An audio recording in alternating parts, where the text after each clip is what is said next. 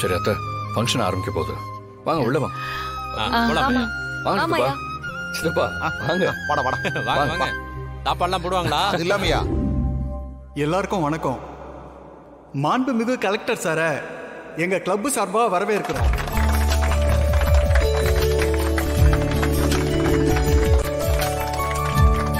விளையாட்டு போட்டிகள்ல நம்ம நாட்டில இருந்து பல பேர் பல சாதனைகள் பண்ணியிருக்காங்க. நம்ம ஊர்ல இருந்து தனலட்சுமி பேட்மிண்டன்ல மாவட்ட அளவில் நடந்த போட்டிகள்ல கலந்துகிட்டு முதல் பரிசை வாங்கியிருக்காங்க. அவங்கள பாராட்டுற விதமா தான் இந்த விழாவை ஏற்பாடு பண்ணியிருக்கோம். தனலட்சுமி பல போட்டிகள்ல கலந்துகிட்டு பல வெற்றிகளை பெறணும்னு நாங்க வாழ்த்துறோம்.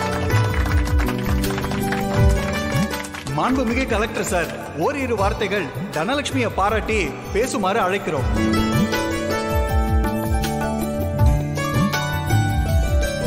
எல்லாருக்கும் வணக்கம். போட்டியில வெற்றி பெற்ற தனலட்சுமிக்கு என்னுடைய வாழ்த்துக்கள். பொதுவா இந்த மாதிரி ஸ்போர்ட்ஸ்லாம் பெண்கள் ரொம்ப குறைவான அளவில் தான் கலந்துக்கிறாங்க. பேரண்ட்ஸும் அவங்களோட பெண் பிள்ளைகளை படிக்க வச்சுட்டு கல்யாணம் பண்ணி வைக்க தான் பார்க்குறாங்க. நிறைய பெண்களுக்கு சாதிக்கணுங்கிற ஆசை இருந்தும் எதுவும் அவங்களால செய்ய முடியாமல் போயிடுது. தனலட்சுமி மாவட்ட அளவில் வின் பண்ணி இந்த ஊருக்கே பெருமை சேர்த்திருக்காங்க.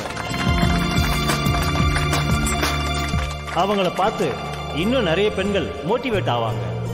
அவங்க தொடர்ந்து பல போட்டிகளில் கலந்துக்கணும். அடுத்து ஸ்டேட் லெவல், இன்டர்நேஷனல் லெவல்னு அவங்க வின் பண்ணணும். அதுக்கு எந்த உதவி தேவைப்பட்டாலும் அரசாங்கம் மூலமா நாங்க செய்ய தயாரா இருக்கோம்.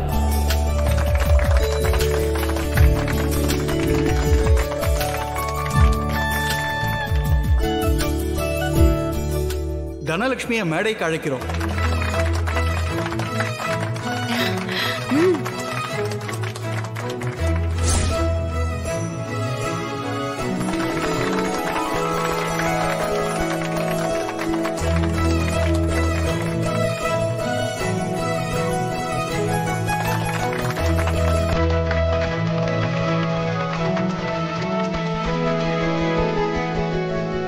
லயன்ஸ் கிளப் சார்பா தனலட்சுமிக்கு 1 லட்சம் ரூபாய் ஊக்கத்தொகையா வழங்குறோம். கதிரே வா.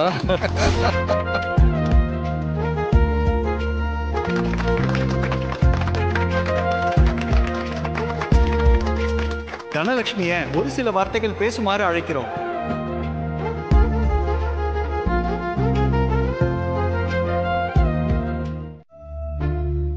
என்ன இவர் இப்படி தூங்கிட்டு இருக்காரு?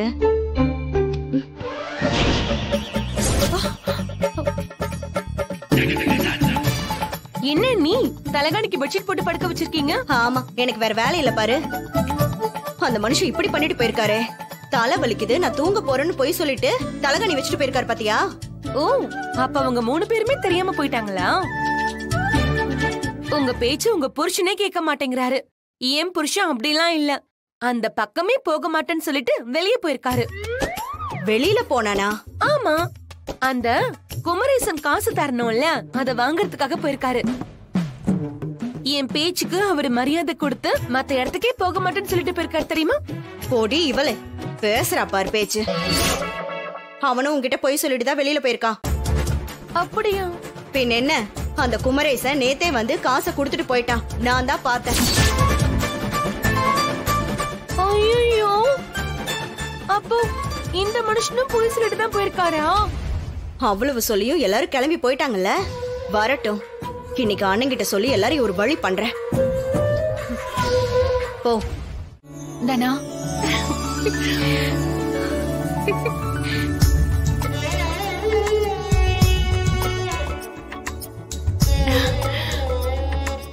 ரொம்ப பெருமையா இருக்குடா உன்னை இப்படி பார்க்கும்போது.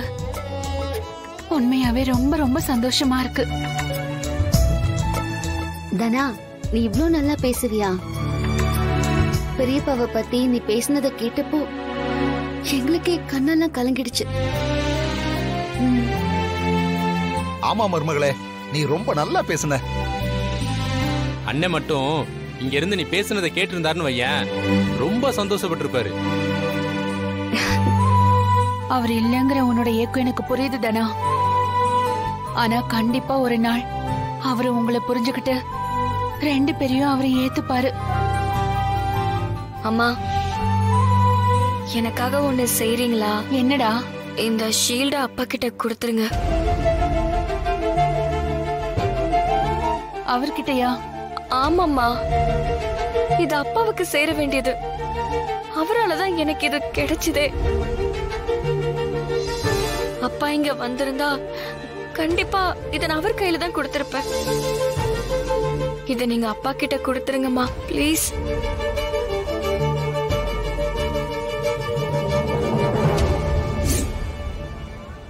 இந்த செக்கையும் அப்பா கிட்ட கொடுத்துருங்க. ஏய் தனா, தனா, இது எதுக்கு? இத நீங்களே வச்சுக்கோங்க. எங்ககிட்ட இருந்தும் பணம் வாங்க மாட்டோம்னு சொல்லிட்டீங்க. அட்லீஸ்ட் ஏதாவது உங்களுக்கு ஹெல்ப்பா இருக்கும்ல? இல்ல மாயா, இதுவும் அப்பாவுக்கு தான் போய் சேரணும். நான் என்ன வின் பண்ணாலும் அது அப்பாவுக்கு தான் போகணும். தனா, இந்த பணம் உங்களுக்கு உதவும். நீ கதிரை கேட்காம நீயா ஒரு முடிவு எடுக்காத. அத்த, எனக்கு அதுல எந்த பிரச்சனையும் இல்ல. தனா இத மாமா கிட்ட கொடுக்கணும்னு தான் ஆசைப்படுறேன். வாங்கிக்கோங்க அத்த. ஏண்டா? ஏய், நீங்களே தனியா வெளியே வந்து வாழ்ந்துகிட்டு இருக்கீங்க. உங்களுக்கு தேவைப்படும்ல? ஏன் சித்தப்பா, என்னால சம்பாதிச்சு தனாவை காப்பாற்ற முடியாதுன்னு நினைக்கிறீங்களா? அப்படி இல்லடா, கையில இருந்தா ஏதாவது அவசரத்துக்கு உதவும்லடா, அதான் சொல்றோம். இல்ல மாமா, தனாவை நான் சூப்பரா பாத்துப்பேன்.